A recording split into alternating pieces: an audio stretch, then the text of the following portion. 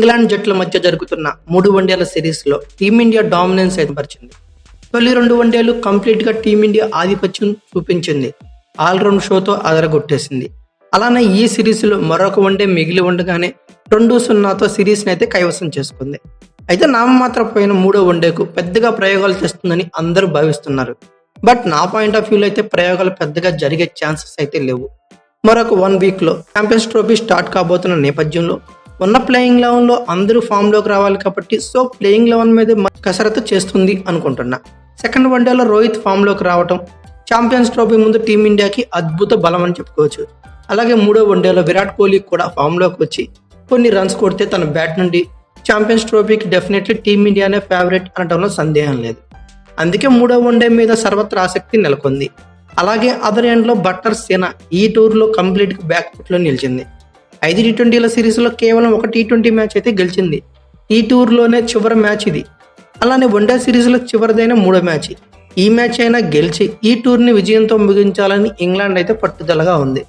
అయితే ఈ సిరీస్లో చివరిదైన 3వ వన్డే ఫిబ్రవరి 12న అంటే బుధవారం రోజున యాజ్ యూజువల్ టైంలో అంటే 1:30కి నరేంద్ర మోడీ స్టేడియం అయిన అహ్మదాబాద్లో ఇండియా మరియు ఇంగ్లాండ్ జట్లు అయితే తలపడనున్నాయి. అయితే ఈ మ్యాచ్ జరిగే స్టేడియం డీటెయిల్స్ ఏంటి, పిచ్ రిపోర్ట్ ఎలా ఉండబోతుంది, స్టాట్స్ ఈ గ్రౌండ్లో ఎలా ఉన్నాయి, అలానే ఇండియా మరియు ఇంగ్లాండ్ జట్లు హెడ్ టు హెడ్ రికార్డ్స్ ఎలా ఉన్నాయి, వెదర్ కండిషన్ ఎలా ఉండబోతుంది, ప్లేయింగ్ 11లో ఏమైనా చేంజెస్ ఎక్స్పెక్ట్ చేయొచ్చా అన్నిటి గురించి ఈ వీడియోలో అయితే కంప్లీట్గా డిస్కస్ చేసుకుందాం. ముందుగా ఈ మ్యాచ్ జరిగే స్టేడియం గురించి మాట్లాడుకుంటే ఈ మ్యాచ్ జరిగేది అహ్మదాబాద్లోని నరేంద్ర మోడీ స్టేడియం. ప్రపంచంలోనే అతిపెద్ద స్టేడియం అని అందరికీ తెలిసిందే. దీన్ని ప్రీవియస్గా మొటేరా క్రికెట్ స్టేడియం అని పిలుచుకునేవాళ్ళు. దీన్ని 2021లో రెనోవేట్ చేశారు. దీన్ని నరేంద్ర మోడీ స్టేడియంగా పేరు మార్చారు. ఆడియన్స్ కెపాసిటీ వాళ్ళకి 1,40,000గా ఉంటుంది. పెద్ద స్టేడియం కాబట్టి బౌండరీ లెన్స్ కూడా చాలా పెద్దగానే ఉంటాయి. స్క్వేర్ బౌండరీస్ వచ్చేకి 69 మీటర్ల వరకు ఎక్స్పెక్ట్ చేయొచ్చు. స్ట్రైట్ బౌండరీ వచ్చేకి ఏకంగా 72 నుంచి 75 మీటర్ల వరకు ఎక్స్పెక్ట్ చేయొచ్చు. ఇక తర్వాత ఆల్ ఇంపార్టెంట్ పిచ్ రిపోర్ట్ గురించి మాట్లాడుకుంటే ఈ గ్రౌండ్లో ఏకంగా 5-6 పిచ్చెస్ అయితే ఉన్నాయి. వాటిలో బ్లాక్ సాయిల్ ఉంది, రెడ్ సాయిల్ ఉంది, మిక్స్డ్ సాయిల్ కూడా ఉంది. బ్లాక్ సాయిల్ అయితే కొంతమందికి లో స్కోరింగ్ గేమ్గా ఎక్స్పెక్ట్ చేయొచ్చు. అలాగే రెడ్ సాయిల్ వచ్చే కొద్దిగా హై స్కోరింగ్ లేదంటే మీడియం యావరేజ్ స్కోర్స్ అయితే రన్ మెయింటైన్ చేయొచ్చు. ఓవరాల్గా అయితే టాస్ గెలిచిన టీం పెద్దగా ఈ బ్యాటింగ్ అయినా బౌలింగ్ అయినా తీసుకునే ఛాన్సెస్ అయితే ఏమి లేవు. ఏదైనా సేమ్ ఇంపాక్ట్ అయితే ఉంటుంది. అయితే మ్యాచ్ స్టార్ట్ అవగానే తొలి ఓవర్లో అంటే ఫస్ట్ పవర్ ప్లేలో 1 నుండి 10 ఓవర్ల మధ్యలో పేస్కి బాగా వెళ్ళిపోతుందంట. మ్యాచ్ ప్రోగ్రెస్ అయ్యే కొద్ది బ్యాట్స్మెన్స్కి ఆడటం ఈజీ అవుతుంది. అలాగే మిడిల్ ఓవర్స్లో స్పిన్నర్స్ అయితే కీ రోల్ ప్లే చేస్తారంట. ఈ పిచ్ బిహేవియర్ అయితే అలా ఉంటుంది. ఇక తర్వాత వెదర్ రిపోర్ట్ గురించి మాట్లాడుకుంటే వర్షాలు పడటం, మ్యాచ్ లాగిపోయే ట్విస్ట్లు అయితే ఏమీ లేవు. మొదటి వన్డేకి 2వ వన్డేకి ఎలా ఉందో వెదర్ సేమ్ వెదర్ అయితే ఇక్కడ కంటిన్యూ కానుంది. 100 ఓవర్ల మ్యాచ్ని హ్యాపీగా ఎంజాయ్ చేయొచ్చు. అలానే డే అండ్ నైట్ మ్యాచ్ కాబట్టి కొంతవరకు డ్యూ ఫ్యాక్టర్ అయితే సెకండ్ ఇన్నింగ్స్ వాళ్ళకి ఉండవచ్చు. అది అందరికీ తెలిసిందే. అయితే ఫస్ట్ సెకండ్ వన్డేలకి అయితే డ్యూ ఫ్యాక్టర్ ఎఫెక్ట్ అయితే కనిపించలేదు. సో ఈ వన్డే కూడా ఎక్స్పెక్ట్ చేయకపోవచ్చు. ఇక తర్వాత లైవ్ స్ట్రీమింగ్ గురించి మాట్లాడుకుంటే ఈ టూర్ మొత్తం మనం చూస్తున్నట్లు స్పోర్ట్స్ నెట్వర్క్ 18లో వచ్చేసరికి టీవీస్లో చూడాలి. ఓటీటీ ప్లాట్ఫామ్స్ వచ్చేసరికి Disney+ హాట్‌స్టార్లో చూడాలి. బట్ రెండింటికి కూడా సబ్స్క్రిప్షన్ అయితే తప్పనిసరిగా మాట్లాడుకోవచ్చు. ఇక తర్వాత ఆల్ ఇంపార్టెంట్ ఈ గ్రౌండ్ యొక్క ODI స్టాట్స్ పరిశీలిస్తే ఓవరాల్గా ఈ గ్రౌండ్లో 26 వన్డే మ్యాచ్లు అయితే జరిగాయి. అయితే ఈ 26 మ్యాచ్ల్లో ఫస్ట్ బ్యాటింగ్ వాళ్ళు 12 గెలిస్తే సెకండ్ బ్యాటింగ్ వాళ్ళు కేవలం 1 ఎక్స్ట్రా 13 మాత్రమే గెలిచారు. అంటే వన్డే ఫార్మాట్లో ఫస్ట్ బ్యాటింగ్ అయినా సెకండ్ బ్యాటింగ్ అయినా ఈ గ్రౌండ్లో పెద్దగా ఇంపాక్ట్ అయితే లేదు. టాస్ ఎవరు గెలిచినా పెద్ద బాధ లేదు, బ్యాటింగ్ ఎవరు చేసినా పెద్ద బాధ లేదు. ఇరువురు టీమ్స్ కూడా సేమ్ కండిషన్స్ ఉంటాయి, ఫస్ట్ ఇన్నింగ్స్ అయినా సెకండ్ ఇన్నింగ్స్ అయినా. అయితే ఈ గ్రౌండ్లో జరిగిన 26 మ్యాచ్ల్లో ఫస్ట్ ఇన్నింగ్స్ యావరేజ్ స్కోర్ చూస్తే 246 పరుగులుగా ఉంది. సెకండ్ ఇన్నింగ్స్ యావరేజ్ స్కోర్ చూస్తే 218 పరుగులుగా అయితే ఉంది. అయితే ఈ గ్రౌండ్లో ఇండియా ప్రీవియస్ వన్డే మ్యాచ్ గురించి మాట్లాడుకుందాం. ICC one day world cup 2023 final మ్యాచ్లో టీమిండియా లేటెస్ట్గా ఇక్కడైతే మ్యాచ్ ఆడింది. ఆ వన్డే వరల్డ్ కప్లో ఆస్ట్రేలియా మీద ఫైనల్ మ్యాచ్ ఆడింది, ఇది అందరికీ తెలిసిందే. ఈ మ్యాచ్ని ఇండియా 6 వికెట్ల తేడాతో ఓడిపోయింది. అయితే ఓవరాల్గా ఈ గ్రౌండ్లో ఇండియా 20 వన్డే మ్యాచ్లు ఆడింది, 11 గెలిచింది, 9 ఓడింది. అంటే పెద్ద రికార్డ్ అయితే లేదు. 55 విన్నింగ్ పర్సెంట్ అయితే టీమిండియాకు ఉందని చెప్పుకోవచ్చు. అలాగే ఇంగ్లాండ్ టీం ఈ గ్రౌండ్లో ఏకంగా 4 వన్డే మ్యాచ్లు అయితే ఆడింది, ఏకంగా 3 గెలిచింది, కేవలం 1 మాత్రం ఓడిపోయింది. అంటే నరేంద్ర మోడీ స్టేడియంలో ఇంగ్లాండ్ స్టాట్స్ చూస్తున్నాక వాళ్ళ విన్నింగ్ పర్సెంటేజ్ వాళ్ళకి ఏకంగా 75% ఉంది. అలాగే ఈ గ్రౌండ్లో ఇండియా వర్సెస్ ఇంగ్లాండ్ ఇంతవరకు తలబడలేదు, ఇదే ఫస్ట్ టైం. ఫైనల్గా ఇండియా మరియు ఇంగ్లాండ్ మధ్య వన్డే ఫార్మాట్లో స్టాట్స్ ఎలా ఉన్నాయో చూద్దాం. ఓవరాల్గా ఇరువురు టీమ్స్ కలిసి 108 వన్డే మ్యాచ్లు అయితే ఆడాయి. ఇండియా అయితే 59 గెలిస్తే ఇంగ్లాండ్ తక్కువగా 44 గెలిచింది. నో రిజల్ట్గా 3 ఉండిపోయాయి, డ్రాగా 2 మ్యాచ్లు అయితే ముగిశాయి. ఇది ఓవరాల్ స్టాట్స్ అయితే మాత్రం. ఇక అందరూ వెయిట్ చేసే ప్లేయింగ్ 11 గురించి మాట్లాడుకుంటే అందరూ ఈ వన్డేలో చాలా మార్పులు ఎక్స్పెక్ట్ చేస్తున్నారు. బట్ ఛాంపియన్స్ ట్రోఫీ ఆరంభానికి కేవలం వారం మాత్రమే ఉంటుంది ఈ మ్యాచ్ రోజొచ్చాలకి. ఈ టైంలో కొత్త ప్రయోగాలు అయితే అనవసరం చెప్పుకోవచ్చు. ఉన్న ప్లేయింగ్ 11ని ఇంకొంచెం షార్ప్ అయ్యేలా చేసుకోవాలి. అలాగే మ్యాచ్లో అవకాశం రాకుండా కొద్దిగా ఫెయిల్ అవుతున్న వాళ్ళని అప్ ద ఆర్డర్లో పంపించుకొని వాళ్ళని ఇంకా షార్పెన్ చేసుకోవాలి. అదే టీమిండియా మేనేజ్మెంట్ ముందున్న సవాళ్ళని చెప్పుకోవచ్చు. For example Akshar Patel full టచ్లో ఉన్నాడు. మొదటి మ్యాచ్లో 50 కొట్టాడు. రెండో మ్యాచ్ 41 పరుగులు చేసి చివరి దాకా నాట్అవుట్ కొని మ్యాచ్ గెలిపించాడు. కేఎల్ రాహుల్ మాత్రం మ్యాచ్ ఫినిషింగ్లో వస్తున్నాడు. అంటే ఒక 20 నుండి 30 రన్స్ కొడితే మ్యాచ్ అయిపోతుంది అనుకున్న టైంలో వచ్చి 2 వన్డేలను తేలిపోయాడు. సో అక్షర్ ప్లేస్లో అప్ ద ఆర్డర్లో కేఎల్కి ఒక అవకాశం ఇస్తే, బట్ ఇక్కడ ఇచ్చారని చెప్పి ఛాంపియన్స్ ట్రోఫీలు ఇవ్వాలని రూల్ లేదు. ఇది ఏంటంటే ప్రాక్టీస్ కోసం ఆ ఉన్న అవకాశాన్ని ప్లేయింగ్లో షార్పెన్ చేసుకుంటున్నాం. బెటర్ రిజల్ట్ అయితే కేఎల్ నుండి రాబట్టొచ్చని, అలా తన బ్యాట్ నుంచి కొద్దిగా పరుగులు చూడొచ్చని నేనైతే అనుకుంటున్నా. అలానే తనకు మంచి ప్రాక్టీస్ కూడా అవుతుంది. ఇక తర్వాత హర్షిత్ రాణా మిడిల్ ఓవర్స్లో మంచి ఇంపాక్ట్ చూపిస్తున్నా, బట్ పవర్ ప్లే టైంలో మాత్రం ఇనీషియల్ ఓవర్స్లో వికెట్స్ తీయలేకపోతున్నాడు.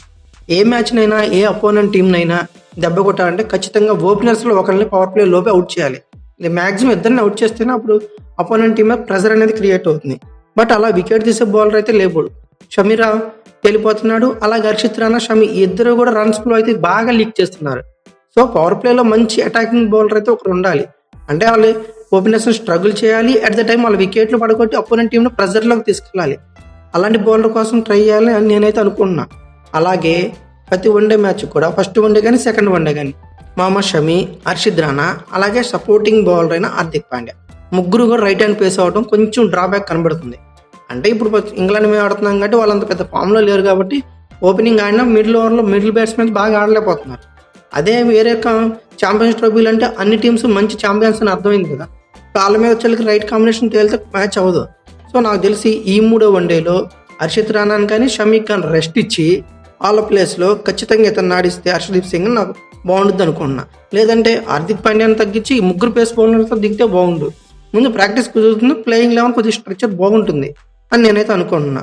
అలాగే ఈ 3వ వన్డేకి వాషింగ్టన్ సుందర్ ఉన్నాడు, అలాగే జైస్వాల్ ఉన్నాడు, రిషబ్ పంత్ ఉన్నాడు. వీళ్ళకి ఒక అవకాశం ఇద్దామనే ప్రయోగాలు అయితే చేయదు టీం మేనేజ్మెంట్. ఎందుకంటే ఉన్న ప్లేయింగ్ 11 షార్పెన్ చేసుకోవాలి కాబట్టి. ఓవరాల్గా మన ప్లేయింగ్ 11లో రోహిత్ శర్మ ఇన్ఫామ్ బ్యాటర్గా మారిపోయాడు. సెకండ్ వన్డేలో సెంచరీతో ఉతికి ఆరేశాడు. అన్ని షాట్స్ అదనపు బలంగా ఆడాడు. సో కెప్టెన్ ఫామ్లో ఉన్నాడు కాబట్టి టెన్షన్ లేదు. కెప్టెన్ టాక్టిక్స్ కూడా వన్డే వరల్డ్ కప్ 2023లో ఎలాంటి టాక్టిక్స్ వాడాడు, ఎలా వర్కౌట్ అయినవి, ఇక్కడ అవి కూడా వర్కౌట్ అవుతున్నాయి. సో ఇది ఒకటి అడ్వాంటేజ్గా మాట్లాడుకోవచ్చు. ఇక తర్వాత vice captain Shubman Gill well in touch. First వన్డేలో 87 పరుగులు చేశాడు. సెకండ్ వన్డేలో 60 పరుగులతో క్రూషియల్ నాకైతే ఆడాడు. 2 వన్డేలు గెలవడంలో కీ రోల్ ప్లే చేశాడు. అలాగే ఫీల్డింగ్లో ఏకంగా 3 క్యాచ్లు, ఒక స్టన్నింగ్ క్యాచ్ అయితే పట్టాడు. సో దీన్ని బట్టి అర్థం చేసుకోవచ్చు గిల్ మంచి రిధంలో ఉన్నాడని. అలాగే సో ఓవరాల్గా వీళ్ళిద్దరే ఓపెనింగ్ అయితే ఫిక్స్. ఇక్కడే కాదు, థర్డ్ వన్డేలోనే కాదు, ఛాంపియన్స్ ట్రోఫీ కూడా వీళ్ళే ఫిక్స్ అనుకున్నాను. ఇక తర్వాత ఫస్ట్ డౌన్లో విరాట్ కోహ్లీ. అలానే కోహ్లీ ఫామ్లో లేడు అని టెన్షన్ పడాల్సిన అవసరం అయితే ఖచ్చితంగా లేదు. ట్రోఫీ ఏదైనా, టైటిల్ ఏదైనా ఖచ్చితంగా నాకౌట్ మ్యాచ్ల్లో కోహ్లీ ఆడతాడు. వరల్డ్ కప్ 2023లో చూసాం. వన్డే వరల్డ్ కప్లో కోహ్లీ మంచి ఇన్నింగ్స్ అయితే ఫైనల్లో ఆడాడు. అలాగే T20 వరల్డ్ కప్లో దక్షిణాఫ్రికా మీద ఫైనల్లో కూడా మంచి ఇన్నింగ్స్ ఆడాడు. సో నాకౌట్ మ్యాచ్ల్లో అతను హ్యాండ్ ఓవర్ కాబట్టి ఖచ్చితంగా అతని గురించి ఫామ్ గురించి టెన్షన్ పడాల్సిన అవసరం అయితే టీమిండియాకి ఎటువంటి పరిస్థితిలో లేదు. ఇక తర్వాత శ్రేయస్ అయ్యర్, అక్షర్ పటేల్ మంచి టచ్లో ఉన్నారు. సో వీళ్ళకి ప్రాక్టీస్ తగ్గినా పర్లేదు, వీళ్ళు ఎందుకంటే మంచి రిథంలో మంచి ఫామ్లో ఉన్నారు. కేఎల్ బ్యాట్ నుంచి మంచి రన్స్ కావాలి కాబట్టి అక్షర్ పటేల్ ప్లేస్లో కేఎల్ రాహుల్ని అప్ ద ఆర్డర్లో పంపిస్తే కేఎల్లో కూడా కాసేపు గ్రౌండ్లో ఆడే ఛాన్సెస్ వస్తాయి. తన బ్యాట్ నుండి కూడా రన్స్ వస్తే ఖచ్చితంగా ఛాంపియన్స్ ట్రోఫీలో మనకు ఫినిషింగ్ లెవెల్లో మంచి ఉంటుందని చెప్పి అనుకోవచ్చు. ఇక అలాగే హార్దిక్ పాండ్యా, జడేజా ఇద్దరు మంచి రిథంలో బ్యాటింగ్ చేస్తున్నారు. అలాగే జడేజా బౌలింగ్లో మాత్రం వేరే లెవెల్లో ఉన్నారు.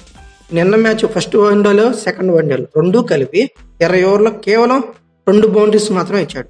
ఇది ఇంపార్టెంట్ మ్యాటర్. అలాగే జడేజా కేవలం 3.5 ఎకానమీతో రెండవ మ్యాచ్లో మాత్రం బౌలింగ్ చేశాడు. అలాగే 6 వికెట్లు పడగొట్టాడు. సో జడేజా ఫామ్లో ఉండడం ఖచ్చితంగా టీమిండియాకి అదనపు బలం అనే చెప్పుకోవచ్చు. పేస్ యూనిట్ పోతే షమీని కానీ హర్షిత్ రాణా కానీ రెస్ట్ ఇచ్చి ఖచ్చితంగా హర్షదీప్ సింగ్ను ఆడిస్తే బాగుండని నేనైతే అనుకుంటున్నా.